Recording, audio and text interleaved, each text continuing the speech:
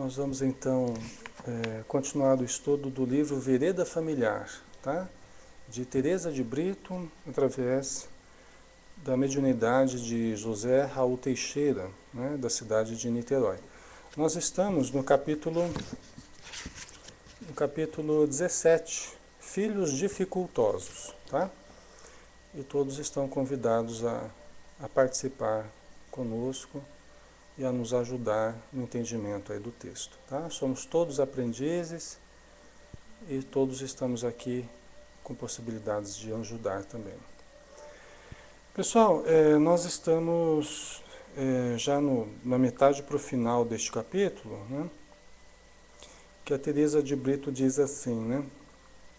Está falando, né, que os filhos difíceis, né, os filhos dificultosos, eles vão justamente mostrar as dificuldades que eles têm, né? Então, quando eles começam a mostrar as dificuldades que eles trazem, eles não estão fazendo nada mais, nada menos do que colocar à mostra aquilo que é o objeto do nosso trabalho, que é ajudá-lo a vencer essa dificuldade, né? Então não é algo que deva nos chocar, ou que deva nos desanimar, ou que deva nos afligir, não é nada não está nada fora do normal, vamos dizer assim, né? Não está nada fora do esperado. O esperado é que eles coloquem mesmo as suas dificuldades à mostra, para que nós possamos ajudá-los. Foi para isso que Deus nos mandou como pais deles, né? Como responsáveis por eles, justamente para ajudarmos nas suas dificuldades, tá? Então isso é muito importante, porque senão a gente fica achando, a gente traz uma ideia assim, a gente traz uma idealização dos filhos, e aí quando eles começam a ser diferentes daquilo que a gente imaginou, a gente fala, ih, as coisas estão erradas, está tudo errado, né? Porque eu imaginei assim, imaginei meus filhos tudo bonitinho, tudo fazendo tudo certinho, dentro da doutrina espírita, e de repente eles começam a ter outras atitudes, né? E a gente fica querendo enquadrá-los dentro daquilo que a gente idealizou, sem entender que eles estão trazendo dificuldades que são as dificuldades deles, né? E que nós estamos aqui para tentar ajudá-los, né? Então não adianta a gente só tentar enquadrá-los, né? Bom dia, Lua. Não adianta a gente só tentar enquadrá-los, nós temos que conhecê-los, inclusive nas suas dificuldades, aceitar essas dificuldades para podermos ajudar, né? A Maria está dizendo ali, talvez foi até nós mesmos que colaboramos para que eles fossem dificultosos, né? É verdade, Maria. Isso mesmo, né? Isso é uma realidade, tá? E por isso, muitas vezes que Deus nos permite voltar, nós pedimos para voltar, para refazermos então os nossos passos, para estimularmos eles ao bem, né? Então, continuando aqui, a, a Teresa de Brito, né? Ela fala assim,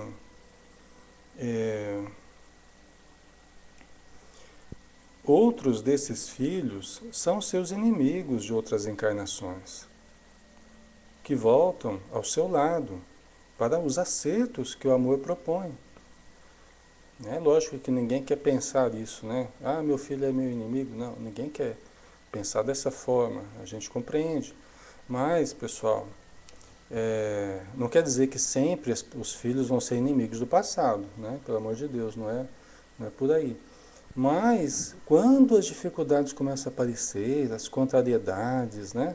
A revolta do filho, às vezes contra os pais, a agressão, às vezes até física, né? A gente tem que entender que é uma pessoa difícil, provavelmente, como diz o Evangelho, ou ele ou nós já erramos. Muitas vezes os dois erraram no passado, um consegue perdoar o outro. Às vezes são os pais, ou determinado pai ou mãe, que persegue determinado filho. Às vezes é o filho que persegue, que tenta criar problemas com uma determinada pessoa, ou com o pai ou com a mãe, né? Fica criando discórdias entre o pai e a mãe. Então, nós temos que entender, muitas vezes são inimigos do passado. Não quer dizer que tenham que ser inimigos do presente, né? Mas para a gente entender né, que esse tipo de problema acontece, né? Acontece. E nós não devemos estranhar isso, né? Nós temos que compreender, né? A Veridiana, é normal os pais montarem expectativas de como serão os filhos, porém é preciso ter pé no chão para aceitar o filho como ele é e saber reconhecer onde ele precisa de mais ajuda. É verdade, Veridiana. Né? Aquela idealização que a gente faz, eu às vezes converso com pais espíritas assim, e a gente vê, né, que a gente tem uma tendência a idealizar demais, né? A gente acha que a gente está recebendo uma Joana de Ângeles, um Emmanuel na nossa casa, né? E a gente fica idealizando, né? E querendo que eles sejam, né, um Chico Xavier, né? Só que bem pouco provável, né, que aconteça isso, né? Bem pouco provável. Não porque não existam outros espíritos como, né? Mas porque são poucos, né? Que acabam reencarnando nessa condição diferenciada. A maioria de nós reencarna mesmo, são com grandes dificuldades, né? A serem vivenciadas, a serem diminuídas, né? A Maria, claro que não, pois amamos eles e cada um já traz suas tendências também, né, Lê? Que é do espírito. Tem seus conceitos endurecidos, aí fica difícil mesmo, né? É. O Elcio está dizendo, só o amor constrói, daí a dádiva do esquecimento e da aproximação através do elo familiar. É, Elcio, é o cadinho, né? Onde se refundem sentimentos, né? Através dos séculos, dos milênios. A família é esse cadinho, né? Onde o metal, né, se funde, onde nós, né, vamos aprendendo no calor das experiências, né? Então vamos lá. Outros mais poderão não ser vinculados aos seus erros. Olha aí, né? Outros mais poderão não ser vinculados aos seus erros, mas aquelas almas que você prometeu ajudar, mesmo enfrentando dramas intensos, nos exercícios de intensas renúncias. Estão vendo? Então, alguns, né, outros mais, podem não ser ligados aos nossos erros, né? Tomara, né, que nós não tenhamos responsabilidade direta pelo mal que aquela pessoa está vivenciando, né? Mas, de alguma forma, nos comprometemos a ajudar, senão não estaríamos aqui recebendo essas pessoas, esses indivíduos, como filhos, né? Então, de alguma forma, também temos uma responsabilidade grande, né? Porque nós nos responsabilizamos por ajudar. A Veridiana está dizendo. Tem pais que ficam impotentes perante as dificuldades dos filhos, porque só imaginou ele uma perfeição, né? Então, aí uma questão de renúncia, né? Nós viemos para ajudá-los, e aí nós sofremos a parte que nos cabe, mas por amor, né? Muitas vezes são aqueles espíritos, até que nós tenhamos ajudado algum dia no plano espiritual, tiramos de uma situação difícil, às vezes do umbral, nas trevas, né? Ajudamos a pessoa tal, e reencarnamos para receber como filho, porque provavelmente esse espírito se liga a nós pelos vínculos do amor, do afeto, né? Do passado. Então, pode acontecer também, né? Aí ela diz assim, se você vive nessas agonias de tê-los como filhos atormentados e de comportamento antissocial, continue amando-os e sofrendo-os, tanto quanto suporte. Né? Então, se você está vivendo esse tipo de agonia, de tê-los como filhos atormentados e de comportamento antissocial, às vezes aquele filho que chega, visita lá e se esconde dentro do quarto, se esconde, não quer participar, não quer conversar, né? Não quer se relacionar, não quer ir no centro espírita, não quer... Né? E aí você fica pensando, puxa vida, né? Que coisa, né? Mas aí a Teresa de Brito fala assim, olha, continue amando-os e sofrendo-os. Quer dizer, suporte aquilo que você precisar suportar. Sofra o que você tiver que sofrer. Né? É lógico que tentando melhorar, tentando transformar. É como a Joana de Ângeles diz, né?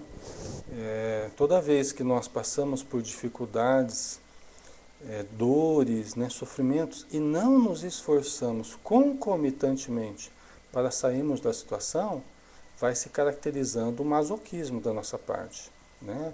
Prazer em sofrer. Então nós não podemos caracterizar dessa forma. Então vamos sofrer do que tiver que sofrer, mas vamos trabalhar por mudar a situação. Vamos orar pelo filho, vamos aplicar passe, fazer a desobsessão na casa espírita, vamos estimulá-lo ao bem, vamos dar bons exemplos, fazer a nossa parte, né?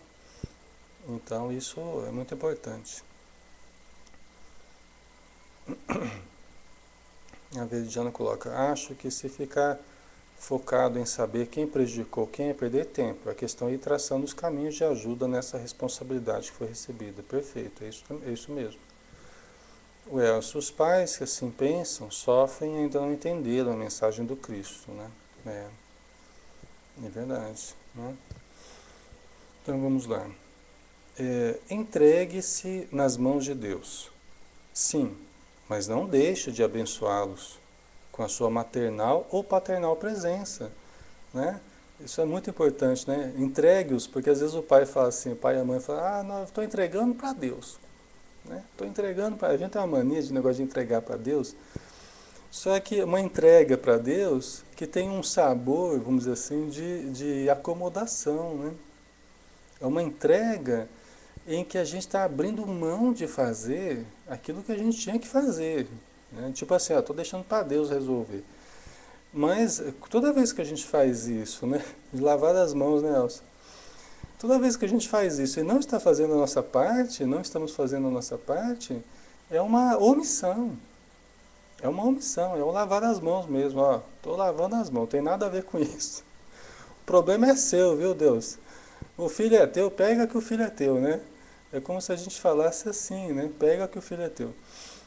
E não é bem assim, né? Deus está, é lógico que somos filhos de Deus, né? Deus nos ama incondicionalmente o tempo todo, de uma maneira absoluta. Deus nos ama e sempre vai amar, sempre nos amou, né? A questão é nós nos amarmos, né? A questão é nós nos ajudarmos, é nós pais ajudarmos os filhos, né, aprenderem as lições importantes, né? Então, não adianta a gente só colocar na mão de Deus. A gente entende se colocar na mão de Deus como assim, olha, eu fiz o possível, estou fazendo o possível, mas existe um limite para mim. Existe um limite que o próprio Filho está estabelecendo. Existe um limite natural que a própria vida está estabelecendo para mim. Tudo bem, então a partir daí, olha, Senhor, eu conto com a tua ajuda, eu confio na tua ajuda, aí tudo bem, né? É muito importante, inclusive, essa atitude, mas desde que eu faça a minha parte, né? Senão é realmente apenas omissão, né? Né? Então, ela diz assim, entregue-se nas mãos de Deus, sim, mas não deixe de abençoá-los com sua maternal ou paternal presença, com sua mensagem de reeducação, de orientação, que jamais se perderá. Né? Lembrando que Deus ajuda a criatura através da própria criatura. Né? Então, a sua orientação, que jamais se perderá. Muitas vezes os pais falam assim, mas eu falo, ele não me ouve, faz tudo errado, não sei o quê. Mas é que a gente, frequentemente, a gente está querendo resultados imediatos, né? E frequentemente não é na nossa frente que ele vai fazer aquilo que a gente está falando para ele. Até porque ele não vai querer dar o braço a torcer muitas vezes. Porque ele quer dizer assim, eu faço o que eu quero, eu penso do jeito que eu quero. Mas aquilo que você falou, ele às vezes vai fazer na frente dos outros. Ele vai procurar agir corretamente quando estiver com outras pessoas, em outros grupos. Muitas vezes não quer dar o braço a torcer para a gente, dizer assim, você tinha razão, pai. Né, mãe, você estava certo. Muitas vezes o filho não faz assim, né? Por orgulho, por vergonha, né? De estar mostrando que realmente precisa de orientação, né? Mas muitas vezes com os outros familiares ou com os amigos ele acaba agindo certo. Por isso que é sempre válido a gente orientar, né? A gente aconselhar com cuidado, com carinho, sempre é válido. Porque aquilo vai ficando. Muitas vezes quando a gente não esteja mais pela morte, né? a gente vá para o plano espiritual, desencarne, muitas vezes é quando os filhos começam realmente a lembrar das orientações, né? E começam a colocar em prática, né? Tem muito disso também. O Tiago, né? Brasílio está dizendo aqui, isso é sempre uma oportunidade para a prática da reforma íntima, né? É verdade. A Veridiana, né? Falar demais sem ação também é, em alguns casos, ineficiente. Verdade. Isso mesmo. Às vezes os pais falam assim, eu queria tanto que meu filho fosse no centro, eu queria... mas os pais não vão no centro. Eu queria tanto que meu filho fosse na mocidade, espírita, ou fosse assistir palestra, e os pais não vão assistir palestra. Não é? Quer dizer, eles não conseguem levar nem eles mesmos na casa espírita, como é que vai conseguir levar o filho? Né? Eles não conseguem levar nem eles mesmos, né? Então, começa daí. Nós temos que nos fortalecer, dar o exemplo. O exemplo, assim, é uma força que a gente vai desenvolvendo pela nossa disciplina, determinação, fazer aquilo que a gente acha que é certo, vai atraindo a pessoa, né, para aquilo que nós estamos querendo que ela faça. E tem uma coisa assim, né? Até a Joana de Anjos chama atenção para isso. Aqueles que gostam de nós fazem aquilo que a gente faz. Né? Quando os filhos são amigos nossos, quando eles gostam, eles nos admiram pelo nosso comportamento, eles acabam fazendo o que a gente faz. Né? Eles acabam seguindo o nosso exemplo. Não é, pessoal? Né? Florzinha, se não forem, ou o nosso exemplo não está suficientemente forte, ou nós estamos esbarrando nas dificuldades deles, entendeu? De duas uma, ou o nosso exemplo não está sendo suficientemente forte, o que não é raro acontecer, né? Do nosso exemplo não está sendo suficientemente forte. O quanto nós estamos fortes nos ideais que nós conservamos, o quanto estamos fortes na nossa presença, por exemplo, no movimento espírita, na casa espírita, no exemplo cristão em casa, nós temos que nos questionar, né? Mas aí tem a parte dele também, né? Nós podemos estar sendo suficientemente fortes no exemplo, mas nós lidamos com as limitações deles também, tá? Então, não dá pra gente ser muito absoluto aí nesse caso, né? Então vamos continuar aqui, pessoal. Um dia esteja certo de que tudo se resolverá. Um dia esteja certo de que tudo se resolverá. Né? Então, o nosso imediatismo já quer resolver na hora ali, não tem que ser do jeito que eu quero. Olha, nem Jesus quis a vitória imediata do Evangelho. Né? O grande problema de Judas, né, o erro que ele cometeu foi porque ele queria a vitória imediata do Evangelho. Judas queria que Jesus mostrasse o poder dele na hora ali, né? Mas Jesus está até agora esperando a gente, não é? Jesus está até agora esperando aqueles que, que, que possam aderir à sua mensagem. Por que nós vamos querer, né, de uma hora para outra que os nossos filhos nos compreendam integralmente, né? Então não tem condição. Mas um dia esteja certo de que tudo se resolverá. Nem sempre como você desejaria. Nem sempre como você desejaria. Frequentemente, viu, pessoal? Não vai ser do jeito que a gente queria. O filho vai seguir um caminho que é dele. Frequentemente a gente acha que é seguindo o nosso caminho, né? Não, que tem que seguir. Se ele me ama, tem que fazer aquilo que eu quero, aquilo que eu acho que é o melhor. Tem pai e mãe que faz assim, né? Não, se o filho me ama, tem que fazer aquilo que eu estou falando. Porque o que eu estou falando é o certo. E ele tem que fazer o que é certo. Mas só a gente tem que entender que cada um vai seguindo um caminho diferente. Cada um vai seguindo um caminho diferente. E os nossos filhos, os nossos amigos e todas as pessoas, elas vão seguindo o caminho delas, não precisa necessariamente ser o nosso. né? A Nádia, podamos as oportunidades dos nossos filhos dessa maneira. Exatamente, Nádia. Né? Ah, o Elcio que falou, né? Bom dia, Nádia. O Elcio que falou, né? Podamos as oportunidades dos nossos filhos. Exatamente. Quantos pais se projetam em demasia, dizendo o que o filho tem que fazer, o que não tem que fazer, né? Quer dizer, se projeta em demasia sobre os filhos e não percebe qual é a realidade do filho, o que ele quer, o que é o melhor para ele, o que ele deseja, né? Então a gente precisa olhar o outro, né?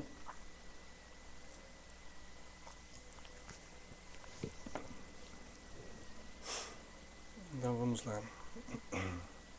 Um dia esteja certo de que tudo se resolverá, nem sempre como você desejaria, porém como pode ser, ante as leis indefectíveis do grande Pai. Né? Quer dizer, não sempre como a gente gostaria, nem sempre como a gente gostaria, mas conforme as leis de Deus o permitem. Né? Conforme a programação da pessoa, da criança, do jovem, né? Que está sob os nossos cuidados. A Veridiana está dizendo, muitos pais falam que não querem que eles sofram e ficam determinando o que acha que é melhor para o filho. Mas o sofrer pode fazer parte das lições que ele precisa na vida. Verdade. Verdade, né? E às vezes os pais fazem isso e eles acabam causando o sofrimento. É uma contradição, né? Então falam que não querem que o filho sofra, mas eles, muitas vezes, os pais, acabam causando o sofrimento nos filhos, por se imporem demasiadamente. Né? Fazem os filhos sofrerem por não poderem fazer aquilo que desejavam fazer. Né, Nádia? Então. Continuando. Você, então, tudo terá superado em termos do imediatismo do mundo e verá com alegria no coração que se seus filhos, ainda quando estroínas e perturbadores, não cometerem um suicídio nefando, ou não incorrerem no homicídio execrando, terão conseguido dar mais um passo no rumo da liberdade que necessitam, com a sua ajuda corajosa e firme. Que coisa, né? Você vê como que a Teresa de Brito coloca isso aqui? Que é muito importante a gente entender isso aqui que ela está dizendo. Olha só. Gente, mesmo que os nossos filhos não se enquadrem, bom dia, Arcádio, mesmo que os nossos filhos não se enquadrem naquilo que a gente queria, olha o que ela está dizendo, né?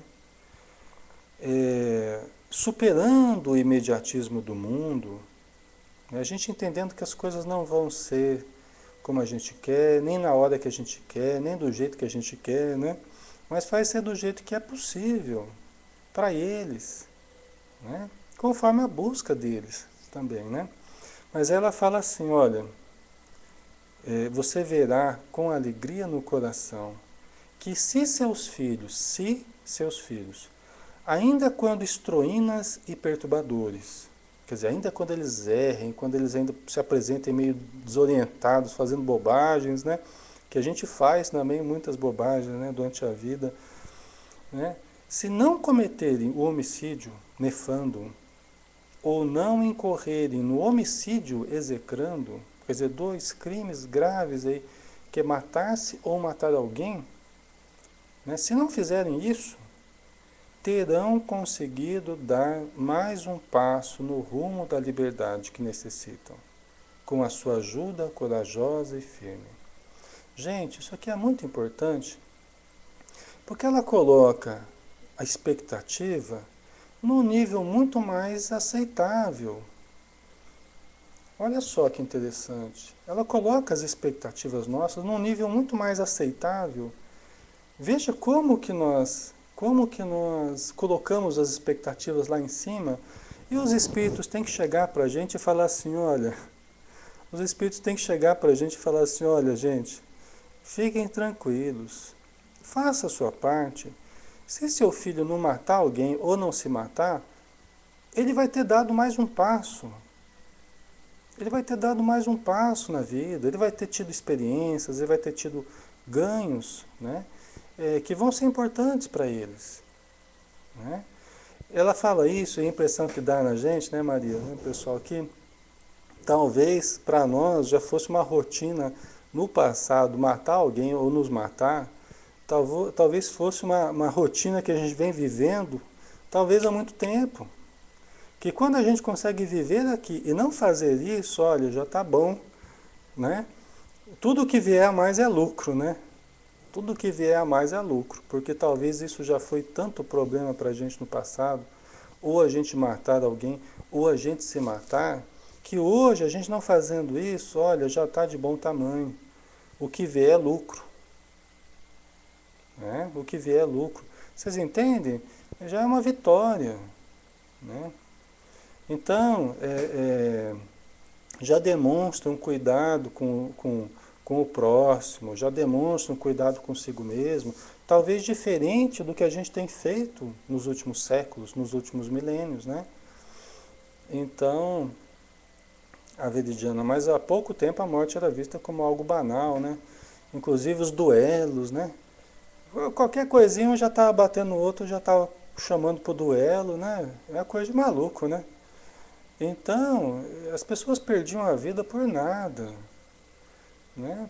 Então é muito importante essa mensagem dela, chamando a atenção da gente que às vezes a gente não precisa colocar expectativa lá em cima, né? Não precisa colocar expectativa lá em cima. Os espíritos veem as nossas dificuldades, lógico que eles lamentam certas atitudes nossas, mas eles não esperam mudanças imediatas, né? Eles esperam transformações graduais ao longo do tempo. Inclusive, a transformação, a programação que eles fazem conosco são programações para 2, 3 reencarnações lá na frente. Porque eles sabem que nós não vamos mudar de uma hora para outra, né? Vão ser ao longo das encarnações, né? É bonito, né, Nádia?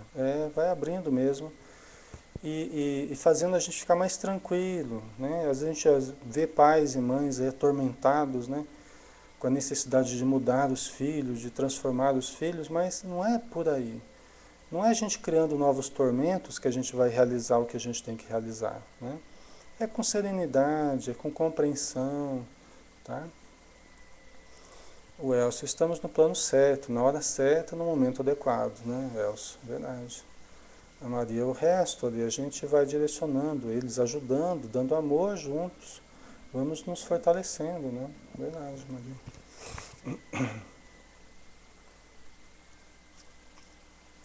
Né? Nós só precisamos amar, né? E eles são uma grande oportunidade da gente amar. Eles nos treinam. Gente, é maravilhoso isso. Os filhos dão oportunidade da gente treinar o amor. Né? Com quem mais a gente vai exercitar o amor? Os maiores treinadores nossos são os filhos. Né? Porque muitas vezes exigentes, muitas vezes, né? Precisando, requisitando a nossa ajuda de várias formas, né?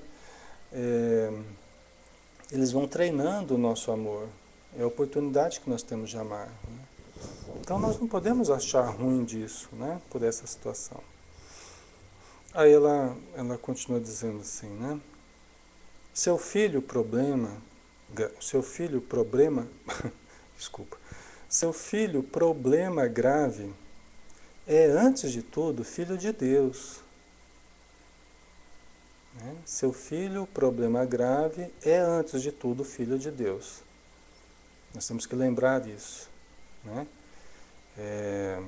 Deus está acompanhando os nossos progressos, o progresso dele, sabe as dificuldades dele, sabe os potenciais dele, né, Tiago? É um irmão nosso. O nosso filho, na verdade, é um irmão nosso. Em Deus, né? Em Deus ele é um irmão nosso. É lógico que a gente não pode, a gente tem que assumir o papel de pai e mãe, né? Mas, à medida que eles vão crescendo, nós vamos nos tornando muito mais amigos do que pai e mãe. Nós temos que compreender isso. O relacionamento vai amadurecendo para uma condição muito mais de amizade, pelo menos deveria ser, né? Onde o poder não está mais tão presente, né? Nós temos que respeitar também os desejos do filho, respeitar as vontades dele, né? mesmo que nós não concordemos muitas vezes. Mas o amigo, né, vai se transformando em amigo, né? O Elcio, né? Somos professores e alunos ao mesmo tempo, é verdade, isso mesmo. Muitas vezes a gente aprende, né? A gente admira o comportamento dos filhos e aquilo nos toca profundamente, né? Ana Isabel, e com maturidade, depois com maturidade, filhos ajudam e orientam os pais, verdade. Muitas vezes acabam os filhos é que sendo os que vão ajudando os pais a mudarem em alguns aspectos, né? A Veridiana, nas escolas, como professor, a gente procura colocar os pais a importância de ver a potencialidade desse filho, para tornar mais fácil lidar com as dificuldades, né? Nós precisamos enxergar, né, Veridiano, muito mais o lado positivo deles, o lado luz, porque através do lado luz, aliás, de todas as pessoas, né, a gente tem que focar muito mais no lado luz, porque o negativo deles é o lado sombra, é o vazio. A sombra, ela não é real, é apenas a manifestação do vazio, né? Às vezes a gente fica brigando com a sombra das pessoas. Não adianta. Não adianta ficar discutindo com a sombra, não adianta ficar brigando, não adianta. É pouco produtivo, é improdutivo. Nós temos que fazer gerar luz. Isso é algo real. Amor, atitude positiva, isso é algo real. Virtude é real, defeito é apenas expressão do vazio, né? Então nós temos que focar muito mais no lado bom e puxá-los pelo lado bom que eles têm. Porque o lado ruim é como a escuridão diante da luz, né? Você faz a luz, a escuridão desaparece, né? Porque vai preenchendo aqueles vazios, né? O Tiago, o aprendizado é um caminho de mão dupla, né? Você aprende, né? E dá aprendizado, também ensina, né? Exatamente. A Ana Isabel, minha avó dizia assim, que somos meninos duas vezes. Um dia dependemos dos pais para sermos cuidados. E depois voltamos na velhice a ser dependentes, mas dessa vez dos filhos. É isso mesmo, né? E a gente é interessante, né? Ocorre uma coisa muito interessante, porque nós passamos pela nossa infância, pela nossa adolescência e tal. E quando nós temos um filho, nós temos a oportunidade de reciclar a nossa infância e a nossa adolescência, que muitas vezes foi meio problemática, pessoal. E aqui está uma dica para vocês também, uma coisa que é importante, assim, quando começa a enroscar numa certa idade do filho, olhe para você naquela idade, porque provavelmente a dificuldade que você está tendo com seu filho naquela faixa está tocando em alguns problemas que você teve naquela faixa. E muitas vezes até a gente fica projetando nos filhos, né? Ou a gente fica enroscando ali com eles, porque aquilo em nós não ficou bem estruturado. Tá? Por quê? Porque a gente ter um filho, ele faz a gente meio que regredir e nós vamos buscar as experiências que nós tivemos naquela faixa. É uma oportunidade que Deus nos dá, meio que terapêutica, para que a gente possa se reciclar. Por isso que ter filhos é voltar a ser criança novamente. E tem pessoas, por exemplo, que não querem ter filhos. Por quê? Algumas vezes porque não querem voltar a ser crianças. Elas não querem lidar com os conflitos que elas viveram na infância. Entendeu? Então, procura não ter filhos para não ter que lidar com os conflitos que ela viveu. Porque vendo o filho naquela faixa, ela lembra, o inconsciente dela lembra dos conflitos que ela teve com os pais naquela idade. Muitas vezes, os pais que tiveram uma vida difícil na adolescência, às vezes tiveram muitos conflitos na adolescência. A adolescência foi terrível, às vezes, para os pais, né? Para o pai, para a mãe. Então, há uma tendência muito forte de quando o filho chega na adolescência, aquilo evoca os conflitos dos pais, que não foram bem trabalhados. Aí começa a entrar em choque, né? Os conflitos dos pais, né? E os conflitos dos filhos. Tá?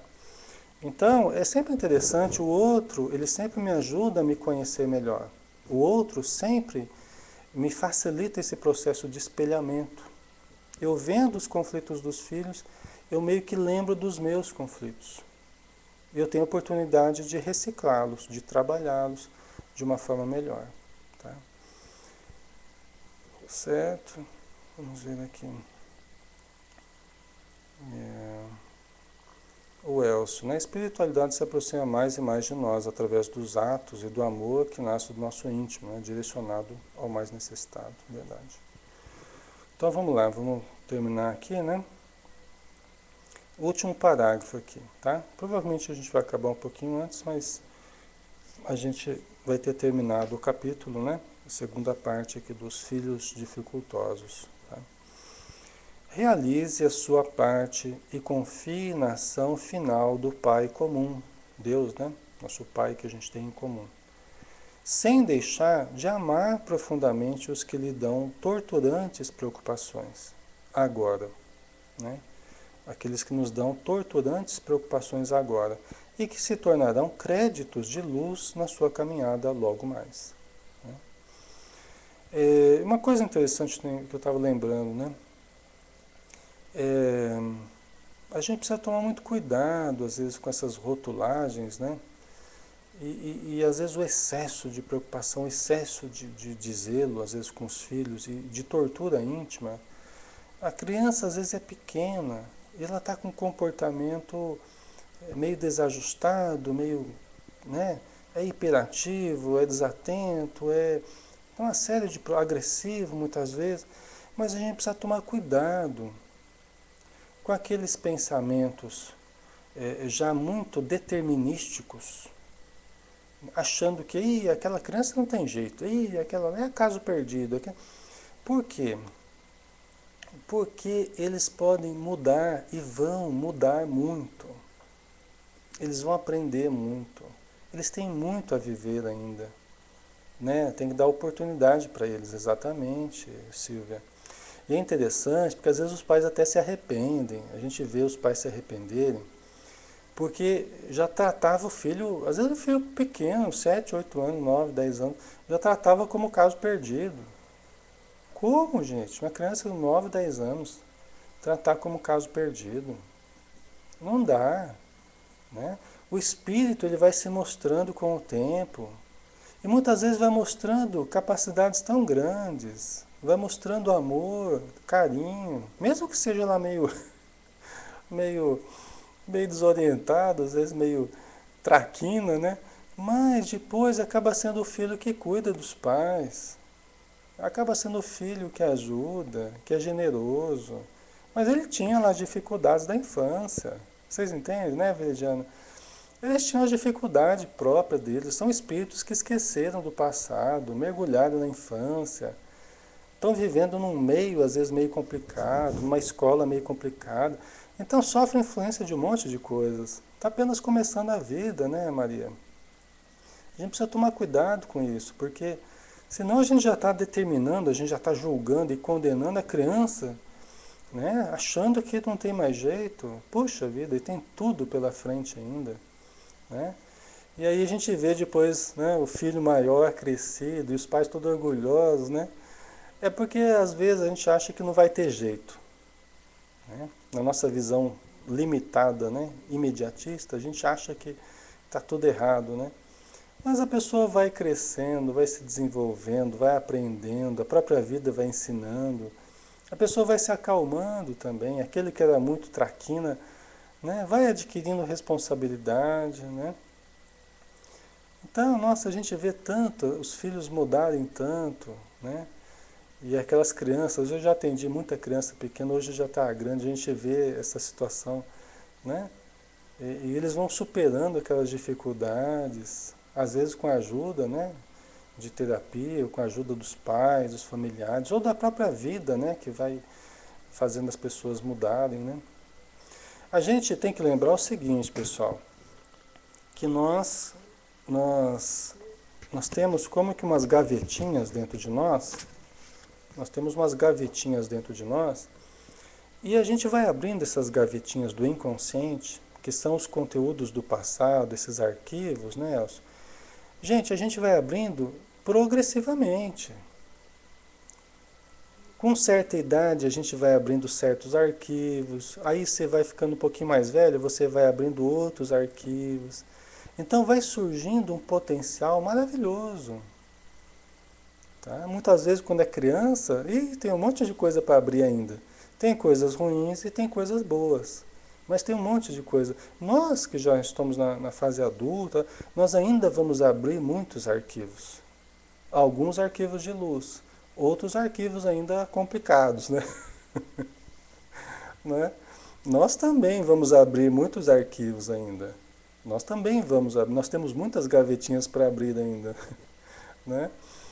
Então, isso deve ajudar para que a gente perceba a realidade dos outros também, né? A própria vida, por isso que os espíritos falam que a vida ela vai se desdobrando, né? O nosso inconsciente ele vai se desdobrando, ele vai se abrindo, né? Conforme a vida vai mostrando determinadas coisas, vai exigindo da gente determinadas coisas, nós vamos abrindo essas gavetinhas aí, tá? É.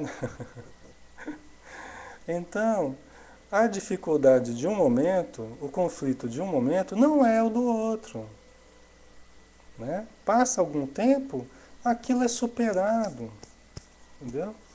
Então, nunca podemos contar como caso perdido, como não tem jeito, porque muita coisa muda, tá? Certo. Haja arquivo, né, Tiago? Então. Mas o nosso arquivo é grande, né? Nosso arquivo é grande. Pessoal, então nós acabamos, né, esse capítulo aqui, Filhos Dificultosos, né? Lembremos de sempre estimular ao bem, né, estimular, dar oportunidades, né, para os filhos, estimular com o nosso exemplo, principalmente, para que eles se fortaleçam, né? Nós precisamos lembrar sempre do lado bom deles, estimular o lado bom deles, né? A semana que vem nós vamos fazer o capítulo 18, cooperação dos filhos, tá? Cooperação dos filhos. Como é que deve ser a cooperação dos filhos, né? Já de infância eles devem cooperar, nós devemos ensiná-los a cooperarem ou não, né? Como é que fica essa questão do trabalho da criança, das responsabilidades, né? Então nós vamos falar sobre isso, tá bom? Muito bem, pessoal. Então, vamos finalizar, né? Vou passar o microfone aí para Maria. Obrigado pela presença, pela participação, pela ajuda, pessoal aí do Facebook, pessoal do Pautalk, tá? Um grande abraço a todos. Muito obrigado e tenham um ótimo feriado pela frente, tá? Obrigado por tudo.